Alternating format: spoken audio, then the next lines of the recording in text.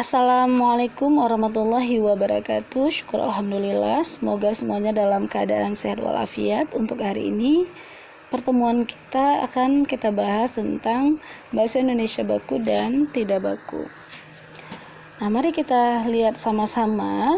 Kata baku digunakan dalam menuliskan hal-hal yang bersifat resmi, seperti pada surat resmi, undangan resmi, atau pada kalimat resmi lainnya.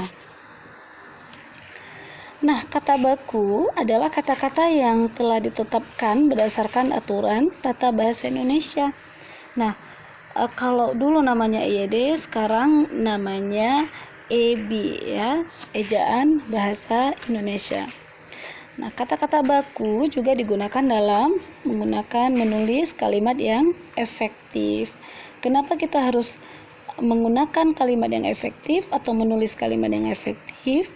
Karena dengan kalimat yang efektif akan mempermudah penyampaian informasi dalam isi teks kepada pembaca, sehingga apa yang ingin kita sampaikan kepada si pembaca tersampaikan dengan baik, ya, tanpa membuat maknanya berubah.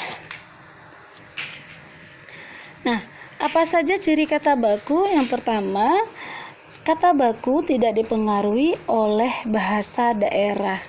Contohnya, kata saya. Kata saya itu baku. Nah, yang tidak bakunya adalah gue. Ya, kata gue itu tidak baku. Kemudian, tidak dipengaruhi oleh bahasa asing. Nah, contohnya adalah kata klub.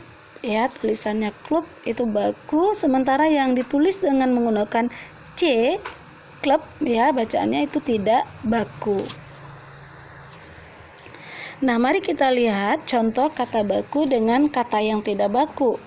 Penulisan kata asyik, ya, menggunakan Y itu merupakan kata baku, sementara asik itu tidak baku.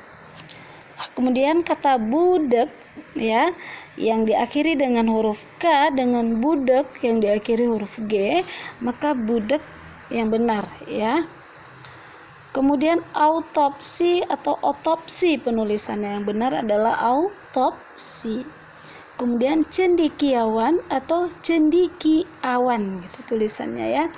Yang benar adalah cendekiawan, yang tulisannya bukan I tapi cende, bukan cendi, gitu, ya.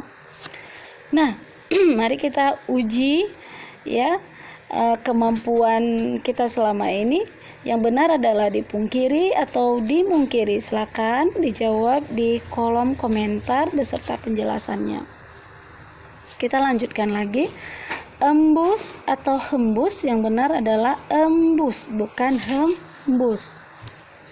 Nah, mari kita uji lagi standarisasi atau standardisasi. Ini paling sering kita gunakan, ya.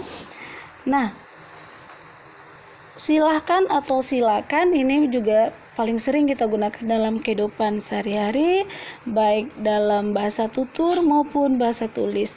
Silakan yang benar adalah silakan, bukan silahkan. Kemudian sekedar atau sekadar, yang benar adalah sekadar. Praktek atau praktik, yang benar adalah praktik. Nasihat atau nasihat, yang benar adalah nasihat. Mari kita lanjutkan. Ini ada beberapa contoh kata baku, ya. Kata baku bus, ya, yang benar bukan bis.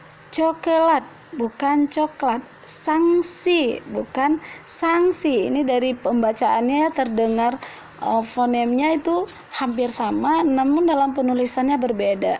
Nah, tifus atau tipes, gitu, ya. Wakaf atau wakaf, yang benar wakaf, ya. Nah, jadi dari segi penulisannya itu harus benar-benar diperhatikan. Kemudian ini kata baku dan kata tidak baku, kita lanjutkan contohnya. Aktif, yang benar aktivitas, yang benar apotek, ya, bukan apotik. Analisis bukan analisa. Cenderamata bukan cenderamata.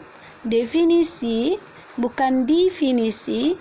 Hakikat bukan hakikat. Objek bukan objek. Pikir bukan fikir. Nah, Ini juga kita lanjutkan lagi ya, contoh-contoh kata baku dengan kata tidak baku. Ada menyontek yang benar ya, mencontek ini yang salahnya. Misi bukan misi. Nasihat tadi sudah ya, bukan nasihat. Mengubah bukan merubah. Sistem bukan sistem. Tradisional bukan tradisional. Terampil bukan terampil.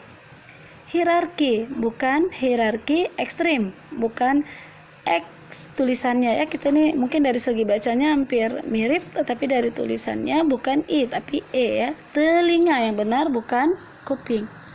Nah, berdasarkan materi yang atau pembahasan yang di belakang, kita akan mencoba latihan ya secara mandiri mana yang masuk dalam golongan kata baku dan kata tidak baku. Silakan dibuat dalam tabelnya. Nah, misalnya seperti ini ya, nanti dibuat ini kata baku mungkin ya, ini tidak baku, nanti tinggal dimasukkan ya ke dalam tabelnya. Baik, untuk hari ini terima kasih. Assalamualaikum warahmatullahi wabarakatuh.